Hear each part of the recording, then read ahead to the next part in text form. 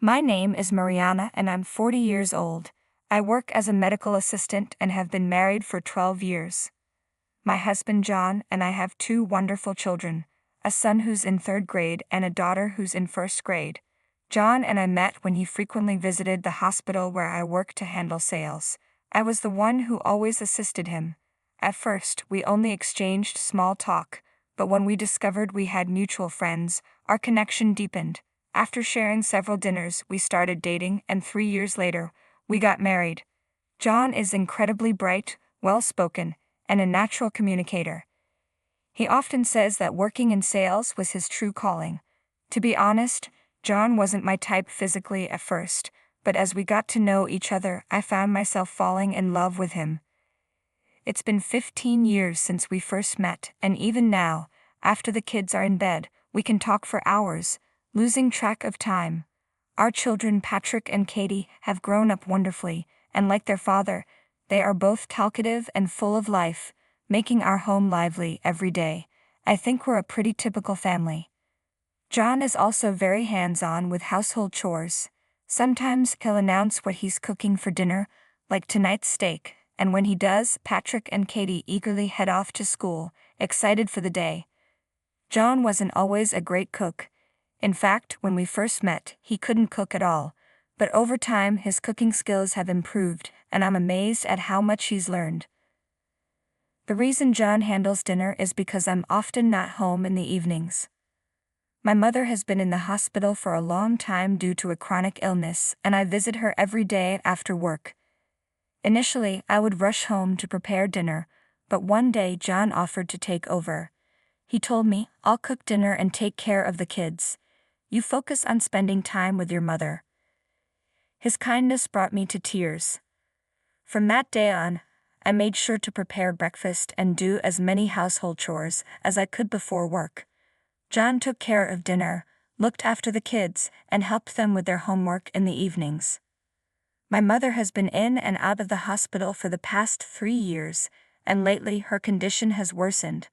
I'm not sure what the future holds, so visiting her every day helps me cope with my anxiety. I lost my father in an accident when I was very young, and as an only child, it was just my mother and me until I got married. My mother was a smart woman, working in the same medical office as I do now. She also invested in stocks with the inheritance from my father, which brought in extra income. Thanks to her, I was able to attend private schools and live without any financial worries. When my mother was temporarily discharged from the hospital, I repeatedly told my mother that I wanted her to live with us, but she always shook her head, perhaps out of concern for our family. "It's okay, Mariana. You worry too much, I'm better than you think," she would say each time I asked her to stay with us. Fortunately, my mother was able to manage her daily activities on her own and didn't require any nursing care. However, I was still anxious, so I made it a point to visit her every day, even after she was discharged from the hospital. Since I have to work, I could only visit her in the evenings on weekdays. During the day, my Aunt Michelle would visit her.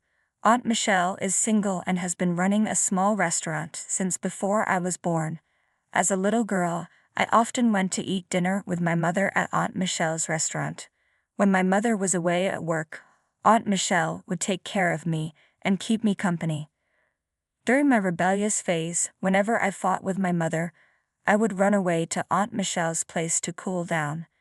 I vividly remember how, over the food she cooked, our conversations would make me forget what I was angry about. In many ways, I feel like I was raised by both my mother and Aunt Michelle. Her cooking is amazing, and some of her regular customers have been coming to her restaurant since I was a little girl. Even after I got married, my family often visited Aunt Michelle's restaurant for meals. Then one day, I visited my mother at the hospital until just before visiting hours ended, and by the time I returned home, it was quite late. To my surprise, my mother-in-law was still at our place and the children were still awake, all 4 of them relaxing in the living room. "Oh, Mariana, welcome back. Were you visiting your mother at the hospital again today? You must be exhausted after such a long day," she greeted me. My parents-in-law live about a 5-minute drive from us. My mother-in-law, Rachel, doesn't bully or pick on me, but she can be quite stubborn, which makes it difficult for us to get along. Once she decides on something, she insists on having it her way and won't budge. When Rachel visits our home like this, it's usually because she wants money. My father-in-law, Craig, still has a job and works very hard, but we're not wealthy by any means. For the past few years, Rachel has asked us to send her $500 every month as living expenses. However, lately she has been coming over more often, asking for additional money whenever she claims to be in need. Today Rachel said she came to see her grandchildren, but I suspected she probably wanted money. After we made sure the kids were in bed asleep, Rachel turned to me and said, "I'm sorry, but I'm short on money again this month. Could you give me a little more?" John, frustrated, replied, "We've been giving you money for living expenses every month. My father is still working, so what are you spending all that money on?" "Don't be so angry," Rachel responded. "I'm getting old and I have medical bills to pay. Are you telling me not to go to the hospital? Besides, your father's salary has been reduced because of the recession." Every time she asks for money, John tries to reason with her, but Rachel never backs down. I've witnessed this exchange many times, but no matter what, my mother-in-law always finds an excuse and refuses to leave until we give her the money. I calmed my angry husband down and handed Rachel the $200 I had just found in my wallet. After giving her the money, John left to take a bath, so I walked Rachel to the door. "Thank you, Mariana, you're always so supportive," she said with a smile. Then, in an unusual turn, she asked, "By the way, how is your mother doing?" It was the first time Rachel had ever inquired about my mother, which caught me off guard. She had hardly ever visited her, so I wondered why she was asking now. Nevertheless, I replied, "Well, she's still the same. The doctors have told me this hospital stay is going to be a long one." Rachel nodded and then, to my surprise, bluntly asked, "Oh, I see. What will happen to your inheritance?" I was taken aback by her sudden question, so I responded, "What inheritance?" "What do you mean?" Rachel continued, "I was just wondering if you've already had those conversations with your mother. I believe she has a sister, right? You should talk to your mother about this matter now, before it's too late. After all, you wouldn't want to have any trouble with your aunt about the inheritance when the time comes, would you?" Her words made me angry and irritated, so I replied firmly, "Don't worry. My aunt and I don't have that kind of relationship. There won't be any trouble." A few weeks later, John, who had taken the children to his parents' house for the holiday, came home in a panic. "Mariana, my mother bought a mansion near your workplace." "A mansion near my work? But that place is still under construction," I said, confused.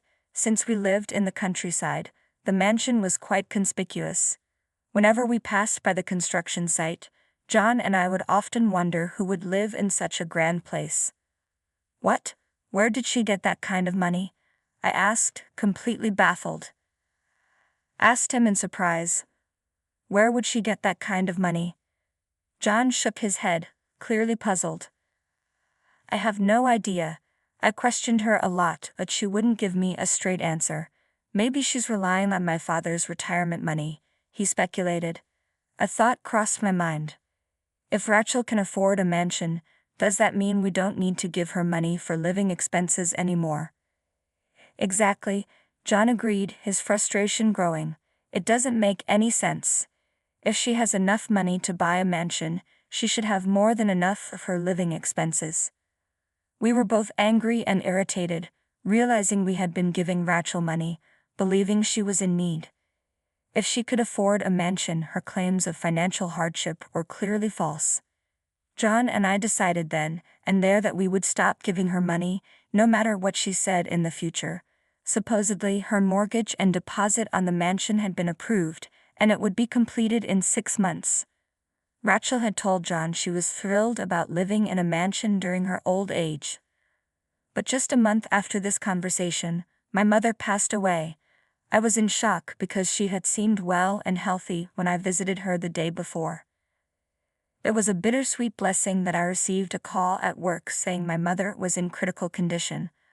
I was able to leave early and rush to the hospital, just in time to be with her in her final moments. She may have been waiting for you to come, Mariana, Aunt Michelle, who had arrived earlier, said softly as I broke down in tears. There was so much to handle with the wake and funeral that I barely had time to grieve. After seeing my mother off and returning home, the reality of her absence began to sink in. I lost all my strength and broke down in tears, but my children comforted me. After the funeral, I spent the rest of the day busy with cleaning up my mother's house. As Aunt Michelle and I sorted through her belongings, we came across so many memories, and I couldn't stop crying as they flooded back. John was incredibly supportive during this time, helping with the household chores and taking care of the children, despite being busy with work himself. I can't express how grateful I am for his support. My children were so sweet and attentive to my feelings. Patrick tried his best to cheer me up with funny stories from school, while Katie proudly showed me her A+ on a test, hoping to make me smile. I cried a lot after my mother's passing, but John, Patrick, Katie, and Aunt Michelle took such good care of me and gave me the strength to get through it. 3 days after the funeral, when I returned home from another day of cleaning up my mother's house, Rachel was there again. As soon as I walked through the door, she abruptly said, "When will you get the deposit?" "The payment is due soon." "Deposit? Payment? What are you talking about?" I asked, confused. "I'm talking about your inheritance. You got a lot of money, didn't you?" Rachel demanded. "Inheritance? I renounced my inheritance," I replied, surprised by her aggressive tone. "What, are you kidding me?" Rachel's voice boomed, echoing throughout the house. After my mother passed away, I found out that her inheritance was nearly $2 million.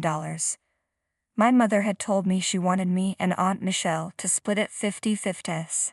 However, my mother often spoke to me about her wishes for Aunt Michelle, saying, "If anything should happen to me, please take care of Michelle." I hoped Aunt Michelle would use my inheritance to renovate her restaurant. "Oh, Mother, don't say such ominous things," I often replied when she brought up the topic. Even the day before she passed away, my mother was still worried about Aunt Michelle's restaurant. "Are there still customers coming to Michelle's restaurant?" she asked. She mentioned the AC breaking down again, and I'm concerned. Aunt Michelle's restaurant, built before I was born, was indeed showing its age. My mother had offered many times to help with renovations, but Aunt Michelle always refused, saying she felt bad about spending my mother's money and didn't want to close the restaurant during repairs. While Aunt Michelle managed to keep the restaurant running, the building was deteriorating, and the cost of necessary repairs was becoming a burden. She once confided in me that although her loyal regulars still came, attracting new customers was difficult, likely due to the restaurant's outdated appearance. Having been a frequent customer myself for many years, I wanted Aunt Michelle to continue running the restaurant for as long as she could. Aunt Michelle, who had always prioritized work, spent money on the restaurant even if it meant cutting back on her own living expenses. She lived on the second floor of the restaurant, leading a very frugal life, which worried me whenever I visited her.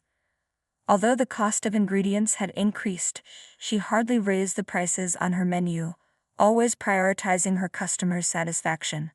Given that John and I both work and are financially stable, I felt no need for the inheritance. I wanted Aunt Michelle to have it all so she could finally renovate her beloved restaurant. Initially, Aunt Michelle refused, but when I told her that my mother had been worried about her even the day before she passed away, she finally agreed to accept it. When I discussed it with John, he supported my decision. We had been regulars at Aunt Michelle's restaurant since we started dating, often remarking on how delicious the food was and wishing she had more customers to enjoy it. When I told Rachel that I had renounced my inheritance, she snapped at me, her voice filled with anger. "What? Why would you do such a thing without consulting me? How am I supposed to pay for my mansion now?" "Your mansion? What are you talking about?" John interjected. "I thought you already finished paying it off." Rachel, clearly frustrated, retorted, "The down payment is due in just a week." I've been waiting for your inheritance to come through." I couldn't believe what I was hearing. The idea that Rachel had bought a mansion expecting to use my mother's inheritance to pay for it was infuriating. "What did you just say? Don't you dare bring my mother into this," I shot back, my voice shaking with anger. "Even if I had received the inheritance, why would I pay for your mansion?" This was the first time I had ever spoken so strongly to my mother-in-law, and tears of anger welled up in my eyes. "Of course you should pay for my mansion. I'm your mother," Rachel yelled. "You were so eager to get your mother's inheritance that you neglected your own family just to visit her." Her words were like a slap in the face. "How could you say such a horrible thing? I never wanted anything like that." "My mother didn't want it either. Please, just leave." I had only ever been concerned about my mother's well-being. I never once discussed inheritance with her. All I wanted was for her to live as long as possible. Thought that Rachel could claim any right to my mother's legacy was beyond infuriating. "Mom, that's just plain rude," John said, his tone firm. "Mariana never had any such idea in her head. And what did you do for her mother? You barely even visited her. I'm really disappointed in you. Please go home. We won't be supporting your living expenses anymore." Rachel's face twisted in anger as she spat out, "You two are terrible children. I'm leaving." She stormed out of the house, slamming the door behind her. After she left, John turned to me, his expression filled with regret. "I'm so sorry about my mother. I had no idea what she was thinking." "You don't have to worry about her," John said, apologizing as he spoke. Later, John explained that because of Rachel's age, she had agreed to a shorter mortgage term, which required a higher down payment. From that day on, Rachel called John daily, trying to get him to lend her money, but he stood firm and refused. As Rachel's demands became more persistent, John decided to talk to his father, Jeff, about the situation. When he did, both Jeff and Rachel came to our house to apologize. Jeff was completely in the dark about what had been happening. He knew they were planning to buy the mansion, but he thought they were going to use their savings. He also had no idea that John and I had been giving Rachel money for living expenses, or that she had been asking for even more. I was shocked to hear from Jeff that Rachel had told him she was coming to our house to help with household chores while I was away visiting my mother in the hospital, something she never actually did. Jeff had left the money management to Rachel and was surprised to discover that she had far less saved than he believed. When Jeff confronted her, Rachel admitted that she had made poor investment choices, leading to significant financial losses. Jeff sincerely apologized to both John and me. "Mariana, I'm truly sorry for my wife's behavior. Rachel made a serious mistake and will handle the payments for the mansion. Please forget about it. I'll also make sure she repays the money you both gave her, even if it takes some time," Jeff said. Turning to Rachel, "Rachel, you need to apologize too." "I'm sorry," Rachel mumbled, her voice small, lacking the forcefulness she'd shown before. "It's all right if you're sincere," I replied, watching my mother-in-law shrink before my eyes. Despite the difficult situation, I felt a sense of relief. In the end, Rachel didn't have the money for the mansion's down payment. When she tried to secure a new loan, it was denied. Since Rachel had already given notice to move out of their current house and had nowhere to go, she and Jeff decided to downsize to a smaller apartment with lower rent.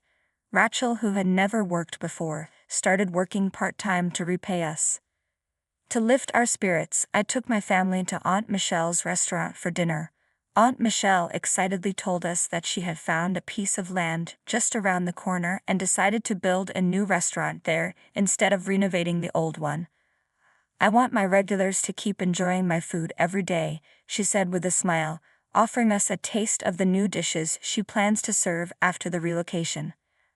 After the move, Aunt Michelle will live in the house where my mother used to live.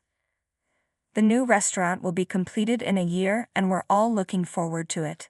"Thank you so much. If anything ever happens to you, I'll be there for you. You can count on me," Aunt Michelle said seriously, her warmth evident. Her cooking has always been delicious, the same comforting taste I've known since childhood. Katie and Patrick love it too, and they were thrilled. As we enjoyed Aunt Michelle's food together as a family, I couldn't help but feel that my mother was smiling down on us from heaven.